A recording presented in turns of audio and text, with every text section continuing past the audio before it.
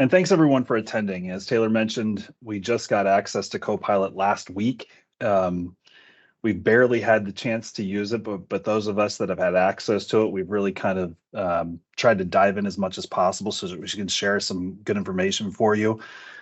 I'm really excited to have Ryan here too. Both Ryan and Dee know how to use the version of Copilot that they've been using and are adept at being able to kind of share some real use cases for you. Ryan and I had a conversation kind of coincidentally the Monday before Microsoft announced the wide release of Copilot. So he's been using Copilot in his organization in an effective way before the paid for versions even came out. So I'm excited to give the webinar over to him in a little while. So here's what our agenda is going to look like today. We're going to cover generically the emerging AI themes. We'll get into what Copilot is. We'll talk about eligibility, what it costs, and how to get it.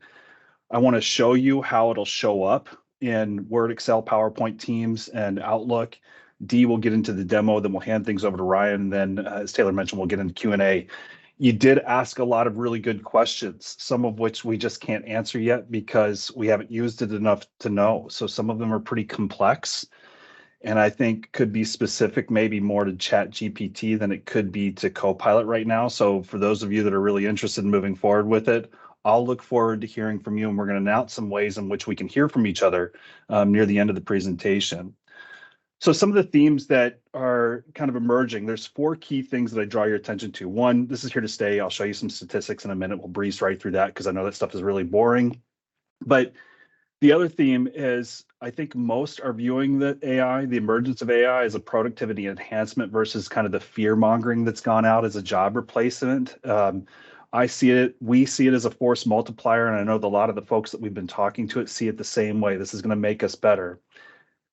The other theme that I'm going to spend a little bit of time on is this idea of prompting, how to talk to or engage with AI in a meaningful way. And I'm going to cover off on that generically, not necessarily specific to Copilot right now, because I think it's important to understand why it matters.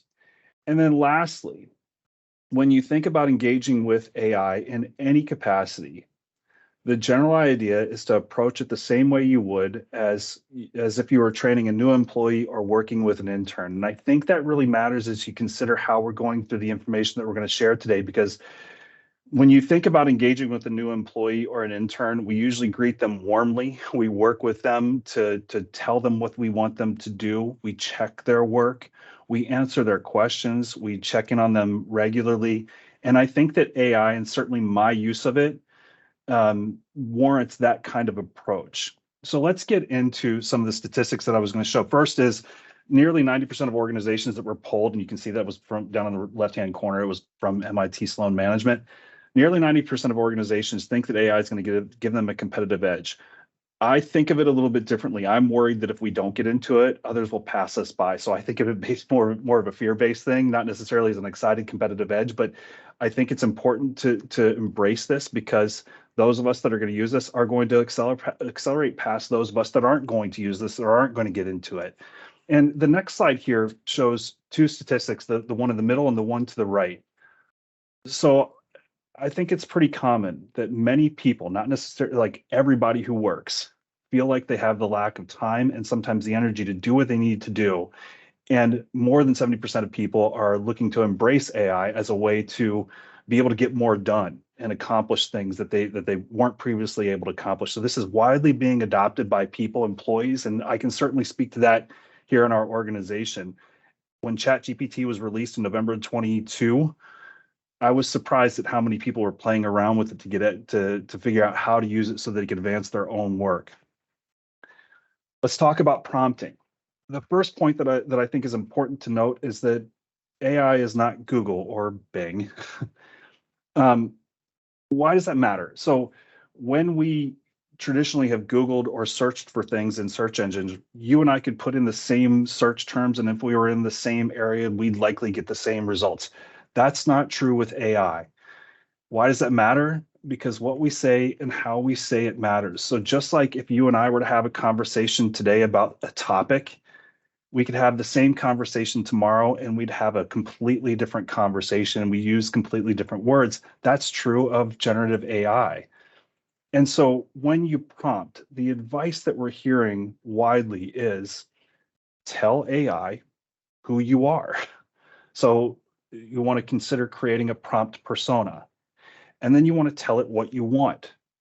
You want to also tell it who your audience is and how you want the result delivered. I'm going to give you an example of a good prompt.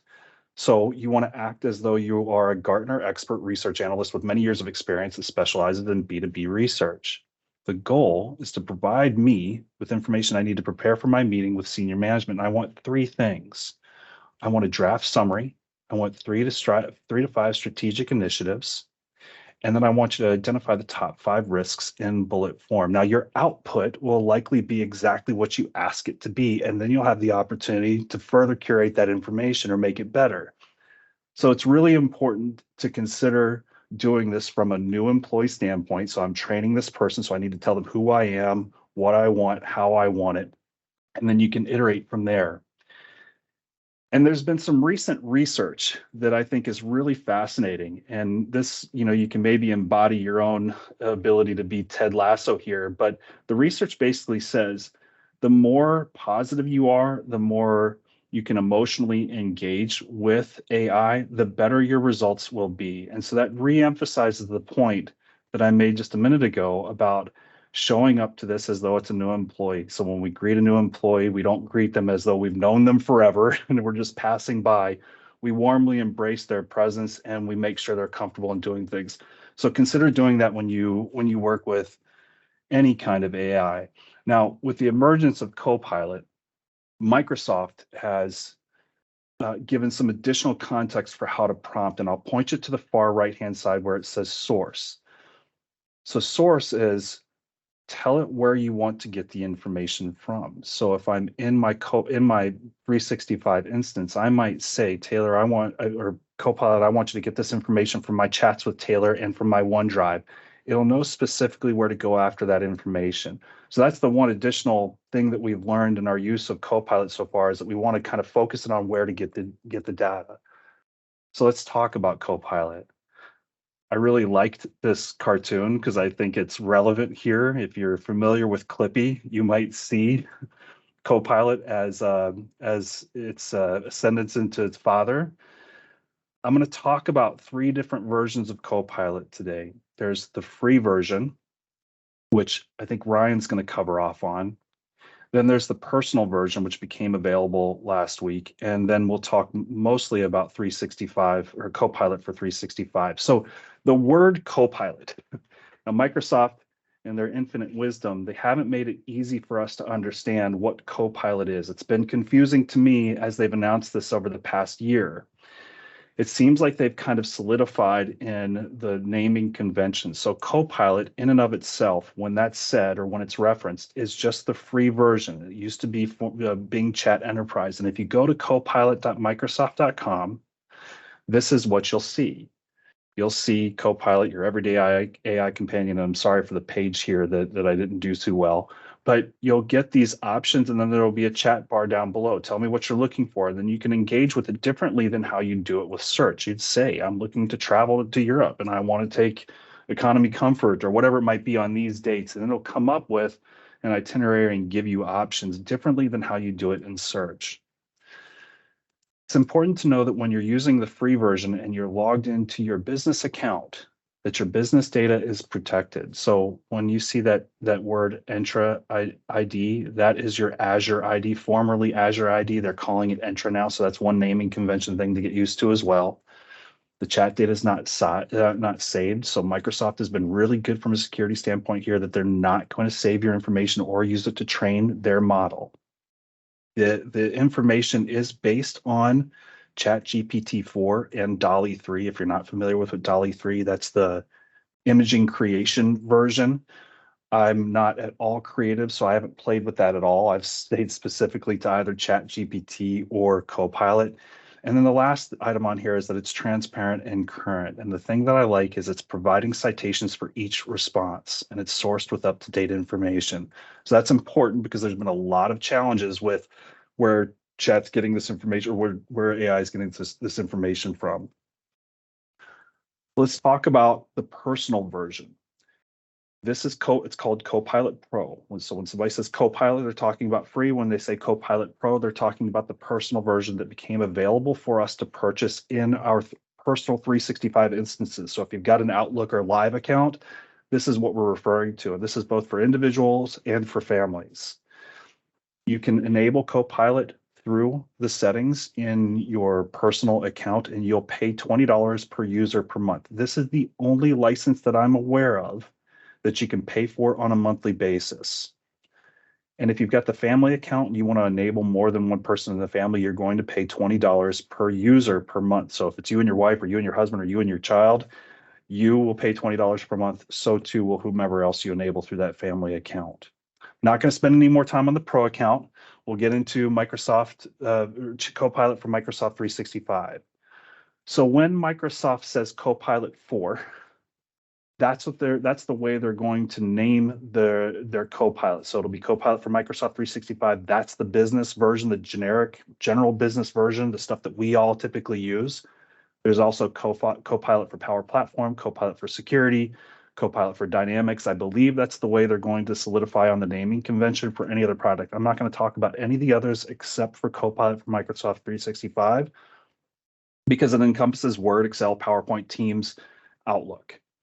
So the other thing I'm not going to get too in depth with is security, but it's important to note that the security that we have embedded in what we're already using, and if we enable Copilot, will be native to the security settings that we have. So we'll have the security, compliance, security, and the responsible AI part when we're using, if you choose to enable Copilot within your business instance. The real difference between the free version of Copilot and Copilot for 365 is Copilot is using current current web data, and Copilot 365 is using your company data. And that's the thing that I'm most excited about using, because I'm one of those users where I'm not sure if the information is in Teams or OneDrive or SharePoint or in some other resource. And now I'll be able to find it a lot easier, and I'll be able to reference it in a much more effective way. Somebody had asked, how do I use it? And these are some examples of how you might consider using Copilot. We're going to show a little bit more so that this isn't so wordy, but you can summarize big documents. You can ask Copilot to just, hey, summarize this 3,000 page or 3,000 word document into 2 paragraphs. You can ask it to draft emails for you or generate images. I'm not going to read all this to you, but I think that hopefully you'll get the point as we go through this a little bit more. And I'm going to do a quick commercial for licensing real quick, and I'll talk specifically about the licenses that you need to have to gain access to this. Success Computer Consulting recommends Microsoft 365 Business Premium. That's the license on the right. The one on the left and many of the other licenses that you might be used for business just don't have a lot of the security foundational items we believe are necessary for businesses these days. And so I just wanted to draw the difference between the 2 licenses. You can see the number of security controls that you have in place with Business Premium versus Business Standard. Copilot is available in both. This is just a summary of the 3 different types of Copilot that I've talked about. So Copilot Free, Copilot Pro, and you can see that that's encapsulated by for individuals. And then there's Copilot for 365, and you get a lot more grounding in security and access to information with Copilot for 365. So let's talk a little bit about availability and eligibility of Copilot. So in the first, the top line item there, the different licenses. And I want to be clear in saying I haven't covered off on education or nonprofit SKUs. There are education SKUs for faculty that are available. I'm not aware of any nonprofit SKUs that are eligible for Copilot yet. I expect it to be out soon, and by soon I mean within the next 2 to 3 months. But to date, there's nothing available for nonprofits that I'm aware of.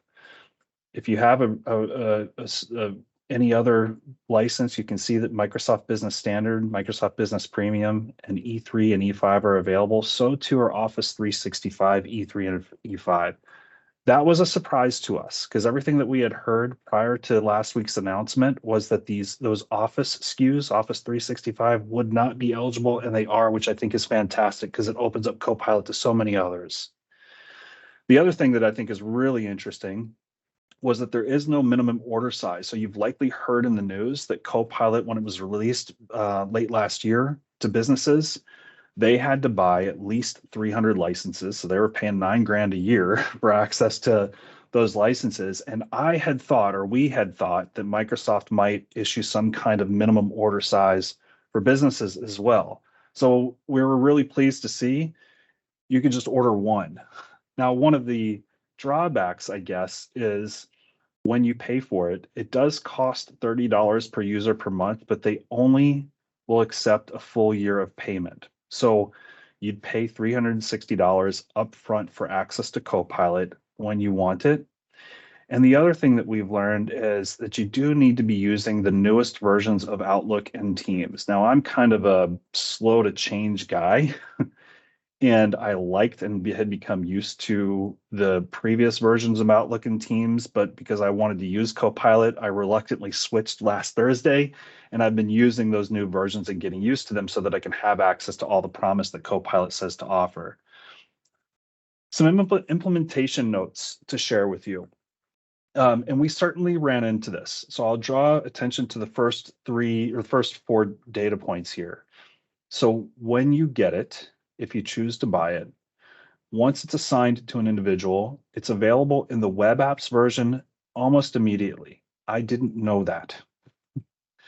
I had just assumed that if I rebooted or restarted everything, that I would have access to Copilot in the native or the desktop versions. And you'll note that on that second bullet point, it takes a while for it to go through its process behind the scenes to be effective when you first start using it. And we felt that too.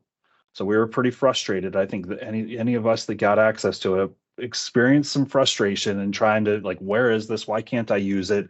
But it slowly became available as we crept into this week. The Copilot button, which you'll see in a couple of screens that I'm going to show you in a moment, takes a couple of days to show up. And when they say enterprise applications, they're talking about Outlook, Word, PowerPoint, Excel, Teams. And the last data point is users must be on current channels, the current channel for updates. What we mean is you've got to be using the most recent version and you've got to be up to date on patching and things like that. The last data point regarding security and governance being vital, again, I'm not the best at describing that stuff. We are going to have an event coming up next month where we'll be able to get into that with a little more depth. So I'm going to not cover off on this on the back end of it today. So I'm going to show you a little bit about how Microsoft has talked about how we might use this, because people had asked how might I use Copilot when I'm working in Outlook, Word, Excel, PowerPoint. It can summarize emails for you. It can draft response, and that's something that I've specifically been playing with. So I'll show you how that'll show up when you launch these applications. In Teams, just yesterday, we had a meeting for an internal objective that we're trying to move forward with. There were 5 people in the meeting. There were 4 people in the meeting, and we turned on transcription. And at the end, we asked it to summarize the to-dos, and it did a great job of capturing those to-dos and then emailing them to us. So it was much easier than taking notes. The days of taking notes when you're in Teams, I think, are over. And that's something I'm especially looking forward to. In PowerPoint, now I'm going to be honest with you, I haven't used Copilot in PowerPoint at all. In fact, I was having a conversation with my daughter about being stressed about this and wanting to make sure to do a good job. And she's like, well, why don't you just use ChatGPT or Copilot to create it? And my response to her was, because if I do that, I won't know the information. Like, it's not natively mine. So I suspect as I begin using this a little bit more, I'm going to learn how to adapt and make this more mine in the context of using this virtual assistant that we're going to have. In Word, this is where I've been playing around with it as well, and I'll show you what that looks like in a minute. But basically, the cursor that we're used to when we're opening a Word document is gone, and not gone forever. But Microsoft's going to assume when you have Copilot enabled that you're going to want to begin a document by using Copilot. You can still close out of Copilot and go back to the traditional way of using it, but I really like the way I'm seeing this play out. Excel, this is one where we are seeing some limitations. So right now, it's not available, as far as I know, on the desktop or native version of Excel, but it is available in web apps, and I'll show you a picture of what that looks like in a minute. And I've also heard that there are some limitations in the amount of data or the data sets that you use. So if you're used to using big data sets in Excel, you might run into some real limitations or get frustrated with it. I expect this to improve, but set your expectations low for how to engage with it. And maybe don't use a data set of larger than 1,000 line items or columns. I mentioned that I was going to show you what this looks like. So this is native Word on my desktop. I open a blank document, and you'll note that instead of the cursor at the beginning of the document, I'm getting this option to draft with Copilot. You'll note too that, hopefully you can see my cursor here, there's a Copilot up here on the top right. And when I start, I can simply say something like, I'm looking to create a proposal for so-and-so. You reference a file from my OneDrive, and it will generate, and it'll generate quickly. And I've been pleased with what I've seen so far. I know that Dee is going to get in to show you that. This is a screenshot of the web apps version of Excel, and you can see that the Copilot button is enabled, and it gives me the option to use it. Note too that it says preview here. So I think when you see preview from Microsoft, that just means that your expectations a little bit lower than you might otherwise. And in Outlook, and you'll note again, similar to Word, it just assumes you're going to write an email with Copilot as opposed to drafting it on your own. And the thing I like about this is I can say, Taylor, at the end of this presentation, send a thank you out to everybody in the audience and include the PowerPoint in this, and it'll draft the response for me. Now, what I've found with this, the way Outlook drafts responses for me, is that it's pretty formal. And I'm not the most formal person when I'm writing emails internally. And I've had to say things like, hey, can you make this a little cheery? Or can you kind of dumb it down for me? And you can use that language and it will get it, and it will give you different responses. And that's one of the things that I really like. So when you click on that draft with Copilot, this is what it looks like. So you'll get this. What do you want this email to say? And that's where you'll share that information. I'm going to let Dee do her demo in a moment here, but I want to transition to what's going to happen with computers. And so the devices that we buy to engage with Copilot. So many of you have likely heard that Microsoft is going to replace the Windows button with this Copilot button on machines beginning later this year. And by later this year, I mean late Q3, early Q4. Now, that coincides, of course, with some things that are beginning to occur. So most of you, I think, likely know that Windows 10 is end of life in roughly 15, 16 months. And so a lot of the organizations that we're working with are beginning to put plans in place for upgrading to Windows 11. I think it's important to consider two things if and when you purchase new computers. Microsoft has come out and said, you're going to need at least 16 gigs of RAM. I personally wouldn't buy a computer with anything less than 32. And I'm not like an image intensive user, but I've just found frustration in engaging with multiple data sets with anything like 16 gigs. So I'd encourage you to consider computers that have 32 gigs. And then lastly, this news is just starting to emerge, but this idea of NPUs or neural processing units, that's not a replacement for GPUs or regular processors. This is in addition to, and it's specific to processing AI requests. So you're going to need, if you're more of a data heavy user or you engage in any kind of imaging software, you'll want to consider computers that have NPUs, and that's going to start to emerge in the mid to late year as well. I've probably covered a lot too fast, and I'm sorry, but I'm going to stop and we'll reshare this slide at the end. But we've got three things. Today is the first in a series of events. On February 21st, we're going to be doing a user group here, and that's not something that will lead, but it's something that we will facilitate. So we want to bring organizations and folks together to talk about how they're using this so that we can kind of take advantage of the all boats rise use of AI. So the more that we can share how we're using it, I think the better off we're going to be in taking advantage of this. Dee Ramos, who's doing our demo here in a moment, is also going to be leading a Power Platform automation webinar next month on the 29th. And then lastly, we're going to culminate this with an event at the Microsoft Technology Center on the 28th of March. We've got the CEO of WatchGuard Technologies coming in to talk about AI and security. And then we've got some amazing speakers that are going to deep dive into Copilot. So with that, I'm going to hand things over to Dee. I'll stop sharing. So hopefully, Dee, you're ready to go. All right. I want to make sure everybody can hear me. If I could get a couple nods or something. We got you. All right, perfect. Thank you. All right, let me just rearrange my screens here and I will get into the demo. So one of the things I want to start with actually is, I don't think Brent covered too much on it. I was having audio issues, so maybe he did right at the beginning there. But I wanted to start with Microsoft 365 chat. So I'm going to share my screen, and that also is going to be part of the goodness of Microsoft Copilot. All right, so on my screen, I just, on Edge, I went to portaloffice.com. And the first thing that stands out to me is this really pretty color of Copilot. That's not any of the actual applications as Brent was covering, like Word. This is something different. So if you click into that, it's going to give you 365 chat. And this one here helps with, so I actually discovered this morning as well. So I actually like this for, let me go back. The prompts on the screen are a really good starting point. So I have prompts that they already recommend, and I really like these. This one is a demo environment, so it's not going to give me too much answers, but you can ask it like, you know what was the latest thing that I got with Brent?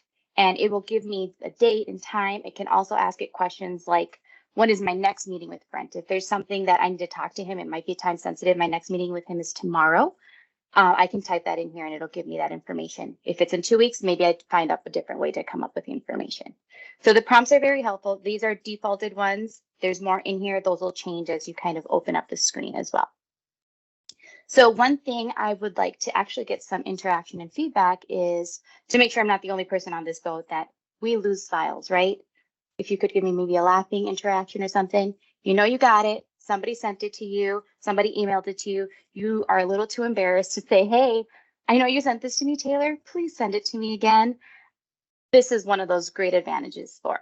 So I'm going to show you how to do that with this one. So one of the things I'm not good with is typing live. So I'm just going to paste a prompt here that I already did in advance. So I'm going to do a slash and file.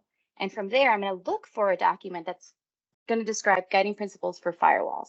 Once I type that in and I hit send, it's going to start scanning the access that I already have. It's not going to give me something that's maybe on Brent's device personally. This is going to go to my Teams. It's going to go to channels. It's going to go to SharePoint, and it's going to scan all of these places that I already have access to. And it's going to tell me, hey, I found that document you're looking for. I've saved probably 15 minutes an embarrassing conversation with Taylor that I can't find this document anymore. So from there, if I hover over this one, it actually gives me the document that I can click into and see it itself. And now that it also found the document, it's going to give me some more prompts that now that I can ask questions about this document. So one of the things I typed in earlier is, do I need to have active warranty on my firewall? Is that a recommendation based off of this document? So if I hit enter, it should say yes once that loads. And that's another thing I'm going to call out. This is AI. It's going to be what I type in today could be very different to what I type in tomorrow. What I typed in yesterday as I tried to rehearse is going to be different information. So we got to kind of be flexible on what we're receiving. So it does have, it says it here, it is recommended to have that standard warranty. And if I actually want to, I should have clicked on it here. If I click on it here, it's going to load that document for me.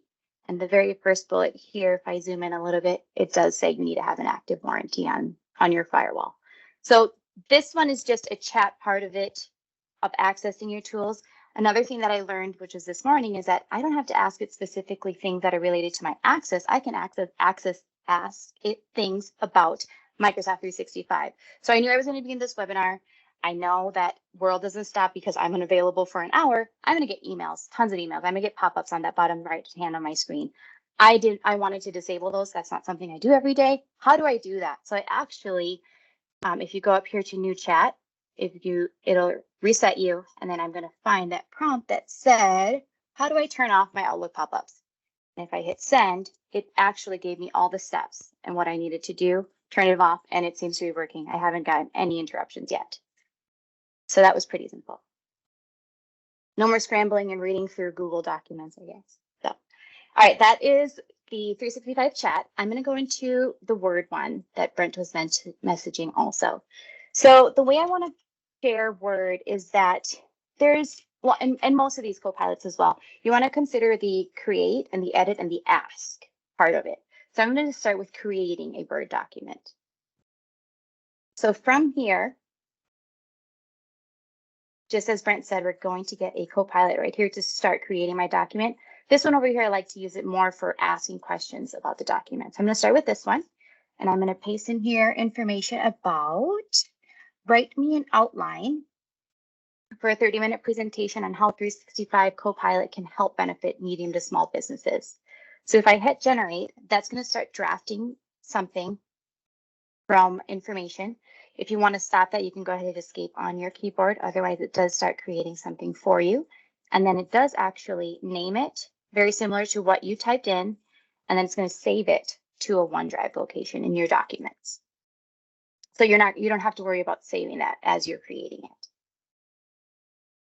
Perfect. So now that it's created something, it's given me about 2 pages of documents. It's all highlighted in blue, which kind of helps stand out that it's a draft currently. It's not officially on my document until I hit this keep it. Also on this bar that we're getting, I'm going to kind of quickly go through this bar. We've got this edit button. If the text that I put in was not clear enough and the data that it's generating is not what I was looking for, I can definitely hit that edit button, retype what I'm saying, and then it'll generate another answer for me. If I do like it, I can keep it. I can regenerate it if I don't think there's any issues with my prompts, discard it if needed, or I can actually just type in, you know what, add these extra notes in there. I'm not going to do that because it's going to regenerate and we're kind of short on time and I want to get to the other goodness of this here. So I'm just going to hit keep it.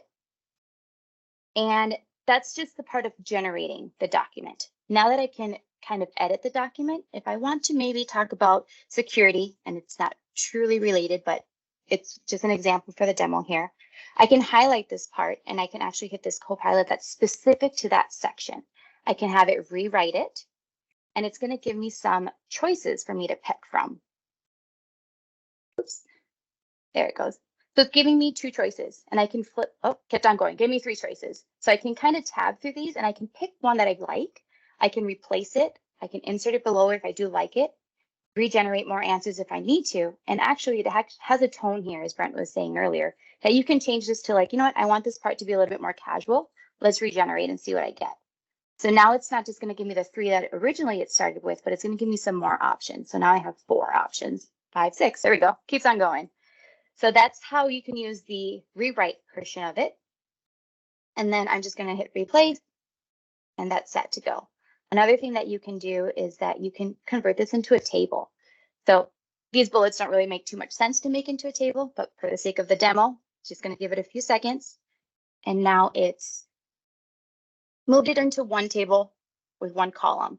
And I can actually add in here notes like, actually, could you please add a column for notes, and hit send. And now instead of being that 1 column, it's going to have 2 in there. So now we've got the 2 columns, as I mentioned. Same tab between my options, discard it if I don't like it. Awesome. I'll show you one more thing. So this is more the creating and editing part of it. I wanted to mention on asking questions about a document. So you might receive a document, and earlier I typed in Copilot and I said, give me a recipe for a cake that's coconut with 10 ingredients or less. And it put together this document here. So now that I already have information, I can click this Copilot button and I can type in here a question about the document. So the question I had prepped was, how long does it take to bake this cake? And I'm going to hit send. And once that loads, I know the answer is actually on our screen. If we look down right here at number 9, it's going to be 25 to 30 minutes. Hopefully it'll load shortly here. And then once it loads, it's also going to give us a reference. There it is. So it says 25 to 30 minutes. And it also gives me that reference, kind of similar to that chat I mentioned earlier. If I click on it, it's going to highlight number 9 in that light blue color to point out this is exactly where I found that answer for you. So that will sum up Word. I'll get into PowerPoint and we'll do a quick demo on that one.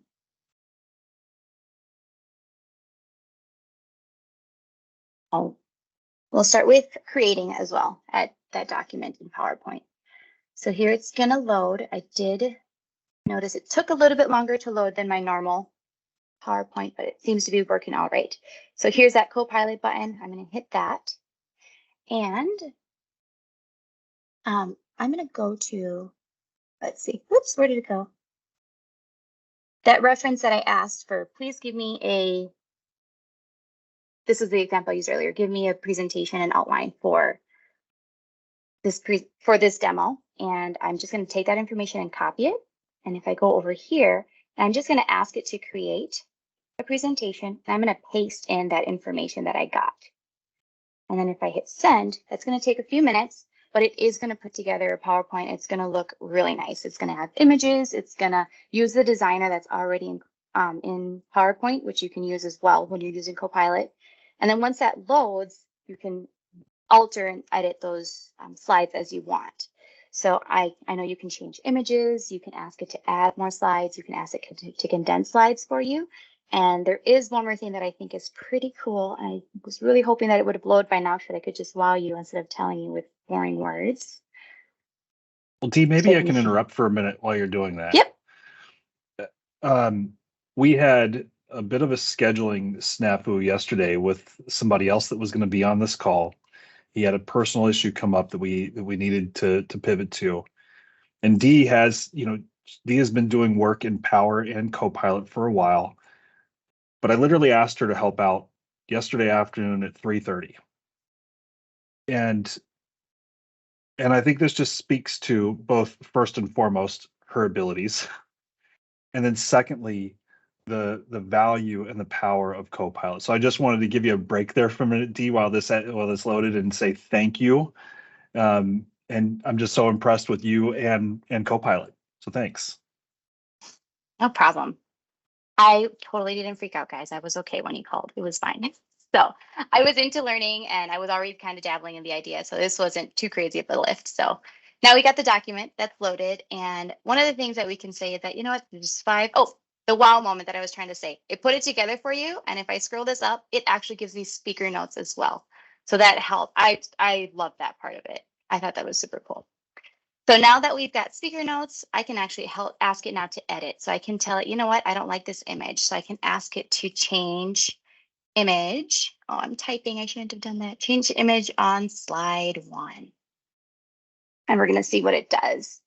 And ideally, it's going to give us something nicer. All right. It didn't like it. I don't like that either. So actually, I have it in here to say, I don't have it in there. I must have deleted it. I put in here, oops, just kidding. Put it back. I didn't like what I did at all. And it does revert to what we were doing earlier. Once it gets there. Perfect. As this is also loading, I have this down here, the microphone. I do really like that. Once we moved over to COVID and I had my own space and quiet room, I actually, it's not liking what I'm doing right now. That's part of Copilot. Sometimes it just takes a minute to realize what's going on. So I'll stop sharing, but I'll add to that microphone part of it that when I was home in my own little office that I didn't have to worry about being too loud and disruptive to the people around me, I talk way faster than I can type. So I use that as much as I can. And so I really love that it's also part of the Copilot feature. So that was my quick demo that I wanted to share. I know we do have Ryan on to give some of his personal thoughts on how to use Copilot as well. So I can send that over to Ryan then.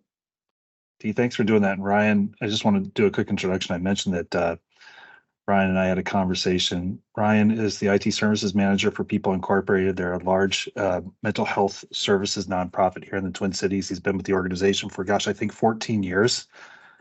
So I'll turn things over to you, Ryan, and thank you once again for your willingness to share. Yep, and I do have to be completely honest. There is another manager from People Incorporated sitting in the audience. I'm looking right at him. So I am one of two at People Incorporated. And thanks for making me follow that up, you guys. I mean, Brent, I came away from it with the same feeling from our last conversation, going, all right, this is incredibly validating. A lot of the things I kind of came up with or I pulled from YouTube videos, you echoed a lot of that. Indeed, that demo, that is exactly what scares the crap out of me. When you're giving these kind of presentations, going, I'm going to do a live demo. We're going to see how it goes. Because as I've used it, as our staff have started using it, I can't underemphasize that it's going to fail. That things aren't going to go the way that you want them to, and you might even get frustrated. I was Well, I was a little frustrated yesterday with prompts that I had been using previously just stopped working, and I'm trying to figure out what the heck's going on. So nice work, both of you. Nice work, D, as well. I'm kind of glad something didn't work for you because it proves that you're human, and it proves that when you use these tools, you got to be able to roll with the punches. I think Brent, you mentioned at the beginning of yours, where or during your portion, that you still have to like review the material, or you can't just say create a presentation. At least right now you don't want to do that because you have to actually talk on those points and you have to understand what it's there. Now I've talked to Rich as well. We've both been sitting in manager meetings where you're watching somebody demo a presentation and it's clearly not their own words. So this is a fantastic tool. It's meant to, in my opinion, it's meant to augment your workload, right? It's not going to necessarily replace you. So there's a reason I was only given 5 minutes or 10 minutes for this piece, is because nothing I'm really going to talk about is probably going to just rock your world. I basically am going to be talking about poor man's Copilot. At our company, our 2024 budget is already locked in. We're not looking to get Copilot for 365. Well, now as of the hot off the press news, maybe there's a few more licenses that we can like squeak under the whistle. But I was just asked for this presentation to kind of talk through what we've done at People Incorporated. And for anybody that's not familiar with People Incorporated, we are a nonprofit company within the Twin Cities.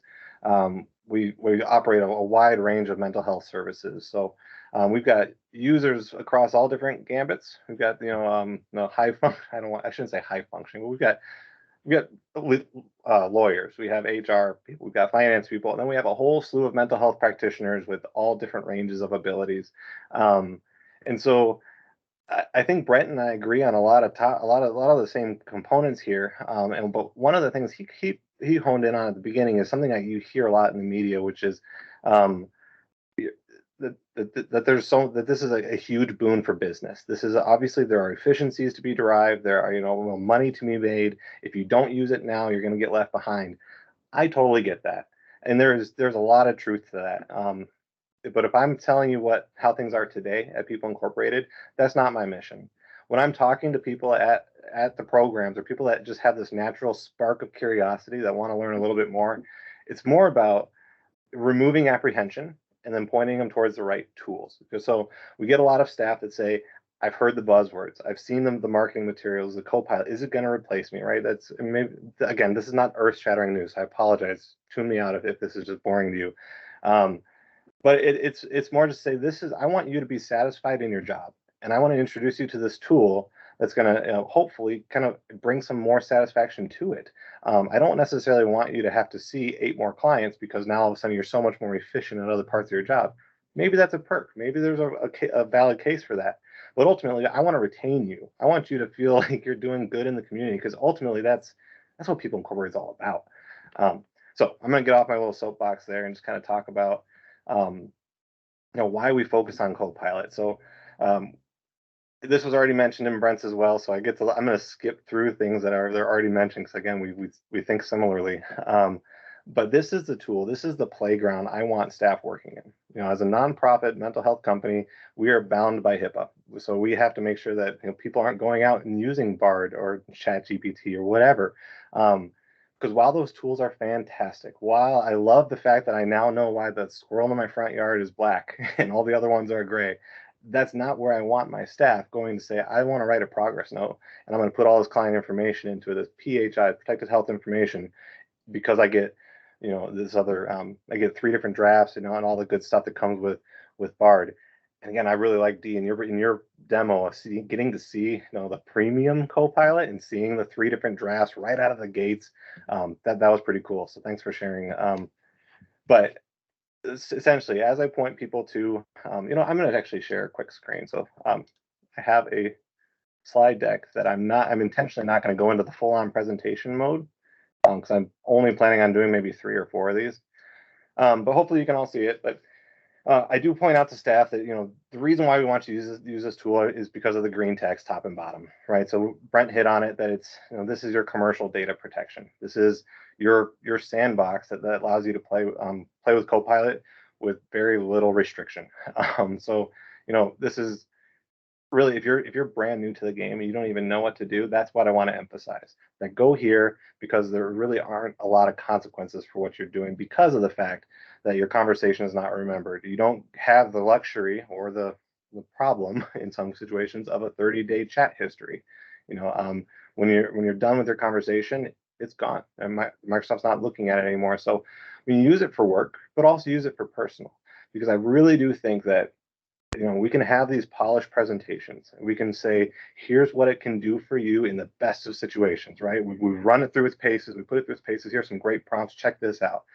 um, but I think that there's more value in letting the masses, letting the top and the bottom of your company kind of run it through for themselves, and this is a good spot to do it. um, I used it the other night to plan a date night. It's just because it's something that's, it's not something I need to hold on to, but it's something I just want to get out there and get some ideas. But this is kind of what I point out to people.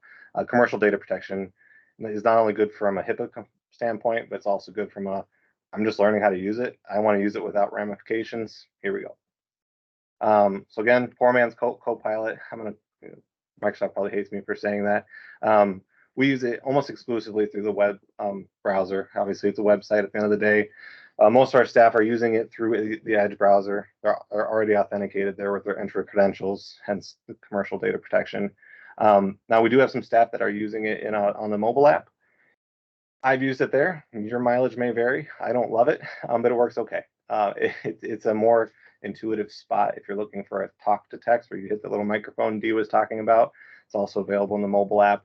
I wish it behaved a little bit more like ChatGPT, where you can actually have it talk back to you through the app. So you can say, I'm looking to get a job as an associate at Walmart. Can you ask me questions as if I'm interviewing with you, and have it actually be that give and take interview kind of thing? But it's not quite there yet, but we'll see. I'm going to fly through some of these other pieces, because the idea of coming up with or telling people, use generative AI or use Copilot, but use it in this manner.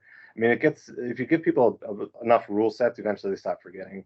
I think when Dee was giving her demo and said just kidding, I think that's key. I think that's huge. The more you talk to it like another human being, the more you're gonna grow with it. So where there's tremendous value in using or adopting actual frameworks, there's great ones like the Rice framework that you can apply to many of these different generative AIs, where you go into every single prompt with your defined variables.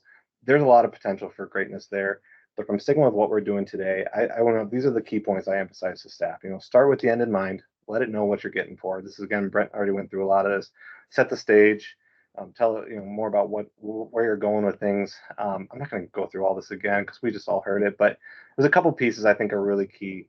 I like this one. I like the idea of telling it to talk to me like I'm at a 10th grade level, because honestly, there are days where that's as high as I want to reach for. Give me a step-by-step guide on how to run, or how to connect to Azure or something, but do it at a 10th grade level or at a junior network engineer level, so that I might have a chance of understanding this.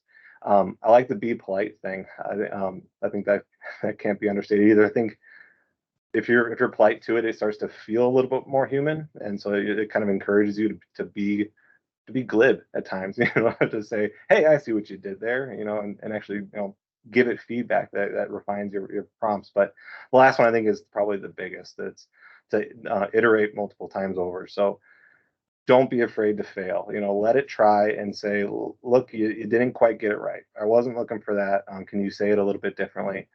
Those are kind of the key points I make to staff when they're just starting their journey into, again, poor man's Copilot. Hey, Ryan, I'm going to interrupt yeah. you real quick, just because we're running short on time. Sure. And thank you, by the way. This is really good. Will you describe the specific use case for your organization and how you're using that? Can you just share that real quick? Yeah, definitely. I'll keep it real brief. So a lot of these generative prompts, they come back with, or these responses rather, come back with suggested questions. So that's kind of our catalyst for staff to keep a conversation rolling. So one primary use case for a mental health practitioner at our company would be, within our electronic medical record, we have summary notes for our clients, and it's like 1 or 2 paragraphs saying this is what this client's all about.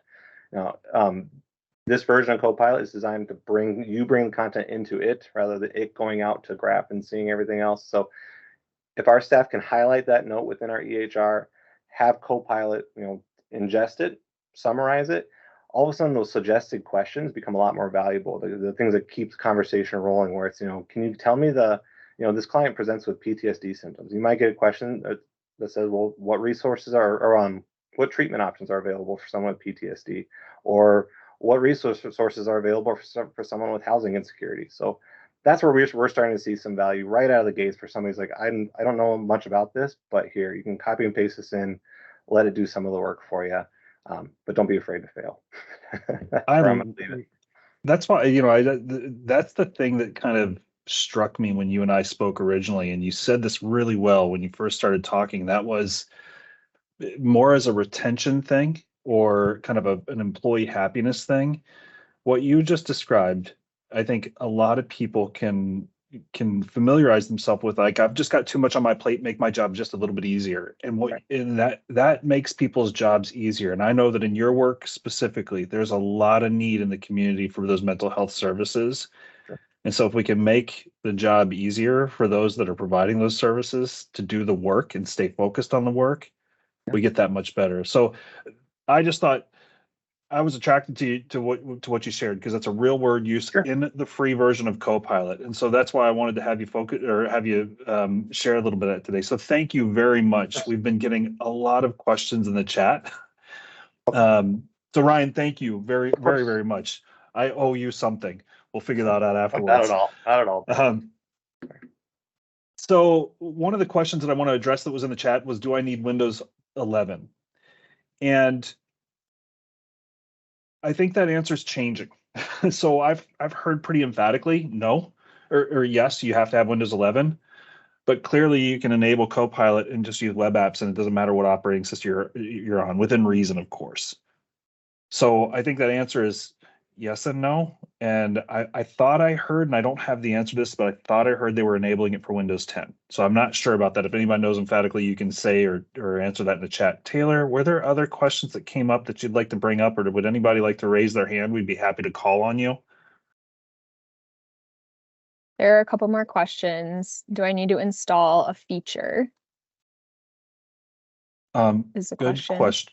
Good question. So I believe my experience, and I pointed this out in the slide previously, was it becomes available in the web apps almost immediately. I did restart all the applications, and as I mentioned previously, I had to use the new version of Teams and the new version of Outlook to gain access to the Copilot button. It was not available on the desktop or native version of Excel, but it came up pretty quick in PowerPoint and Word and Teams as well.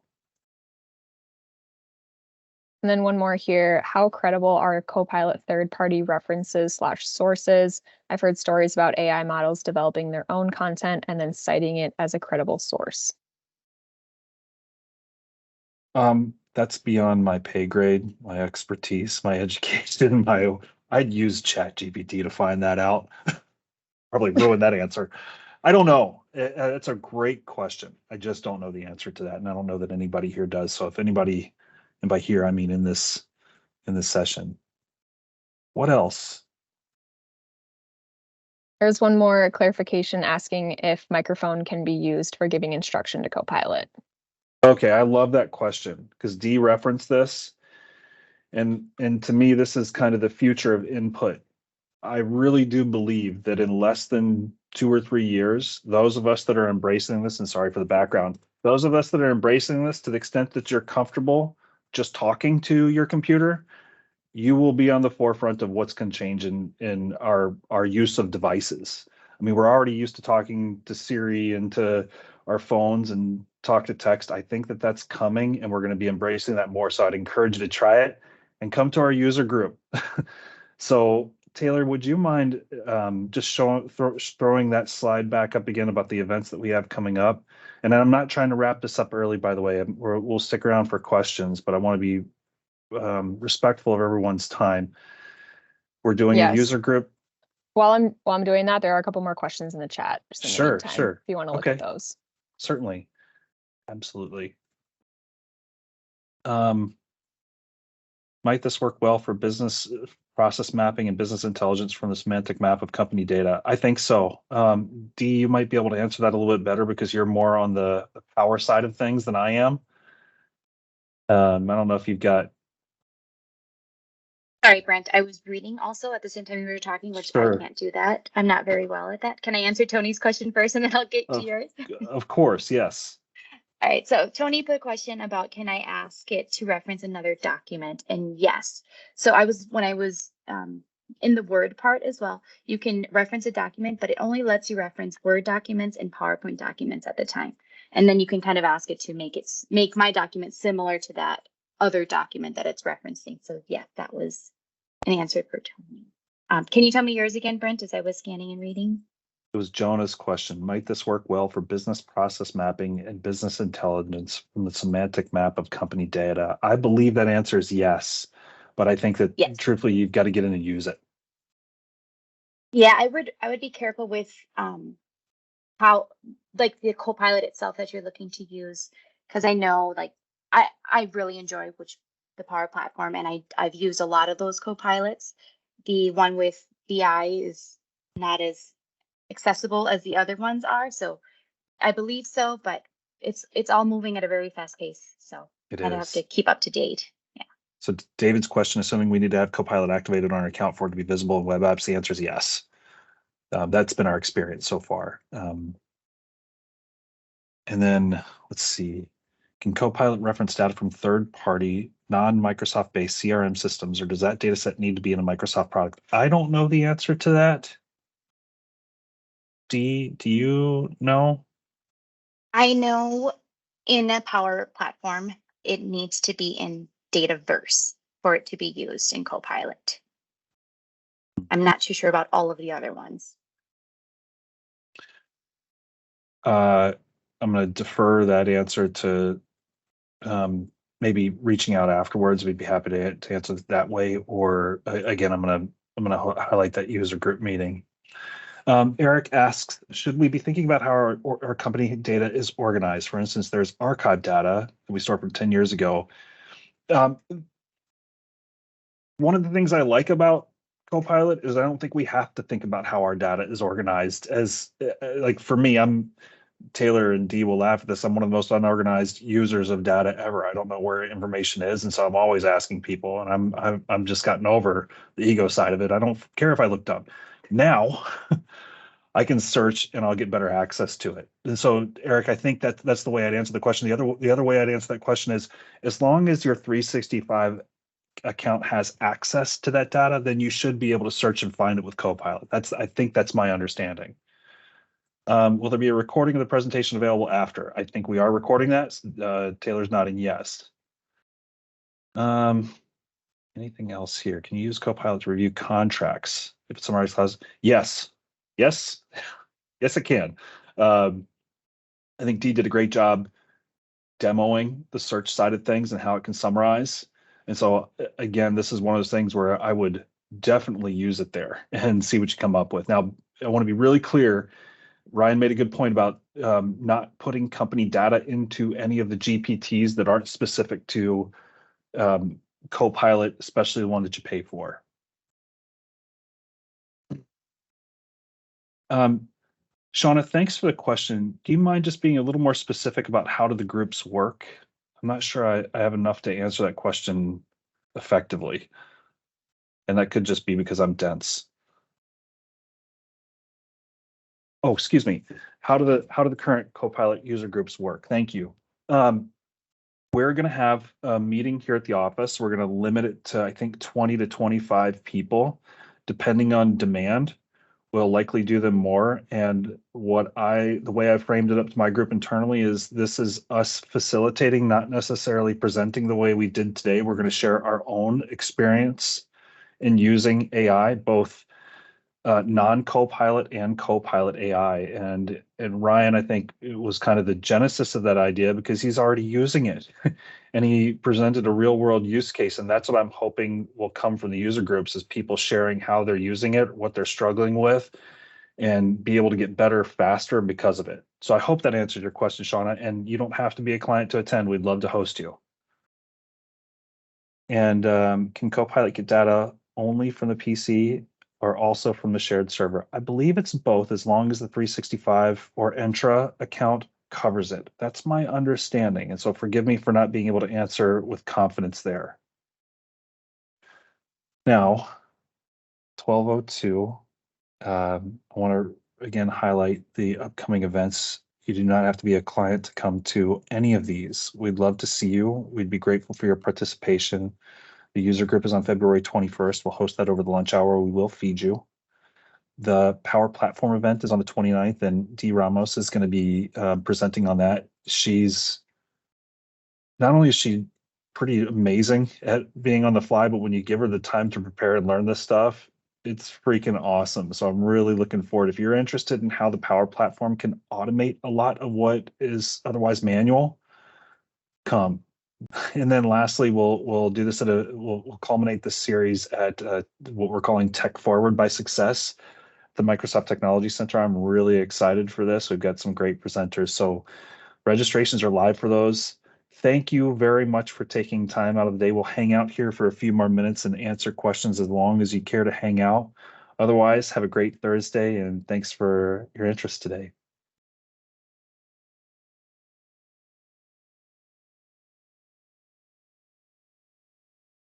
Thank you. Thank you.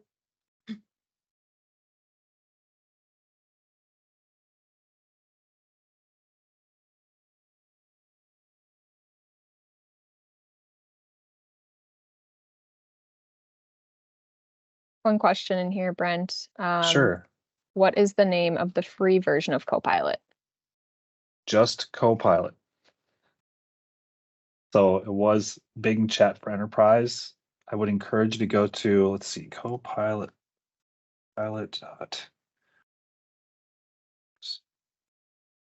Sorry for not, I'm putting this link in the chat. You gotta learn how to spell and see. Go to that link, go to copilot.microsoft.com. That'll give you access to the free version. You can start playing around with it. Did I spell that right? Yeah, looks like it. Thanks. Anything else come up that I missed? No, I don't think so. Oh, what does the user group meeting entail? Is it similar to this webinar? Katie, we intend to host it here at the office, so probably 11:30 to 1 o'clock, where, like I said, we'll have lunch and then we'll facilitate the discussion. We'll likely start off with some, here's how we're using it, here are some issues that we're running into, and then we'll just open up discussion and ask for people to share their experience. And then I suspect it'll evolve hopefully into people just sharing the ways that they're using it and discussion around how to get more out of it. So I don't want to pretend like I'm the expert here, but I bet as people start using this, they will know more than me. And so that's what we're hoping to facilitate, is kind of a discussion where people are sharing their experience and strength. I hope that answers your question. But free food and a reasonably decent room to sit in and great people. One more in there from Jonah. I'm just reading this. So the question is, I'm interested in the ability for Copilot to see transactions like emails, chats, other things, and model what it thinks your company process might be. Is this too far-fetched for where we are now? Maybe this will be covered in the February 20th. That's a great question, Jonah. I would expect Copilot to be able to evolve to that. I wouldn't expect it right away. I think, that reference that I shared at the very beginning, train it like a new employee, at a certain point, it'll get to know you. And the more users that are using it in the company, the more likely it is to produce a more meaningful result along the lines of what you're talking about. So this is definitely one of those train it and expect it to get better kind of thing. Really great question. I hope you come to the user group and I hope you use it. Will this search on our server documents if we're using the desktop 365 apps?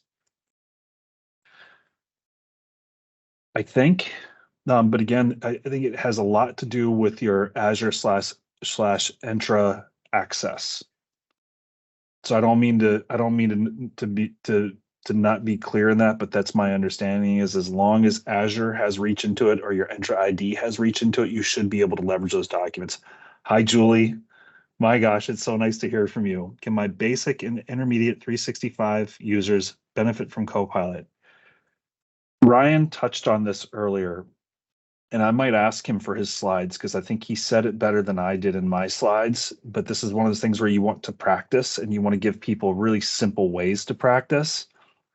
So I will take that as a to-do to follow up with him and see if he'll share those slides with me so that I can give those to this group as well. Because I thought he did it, he just summarized it really well. And I can't tell you how much of a smile it puts on my face to see your name. I hope you're doing well.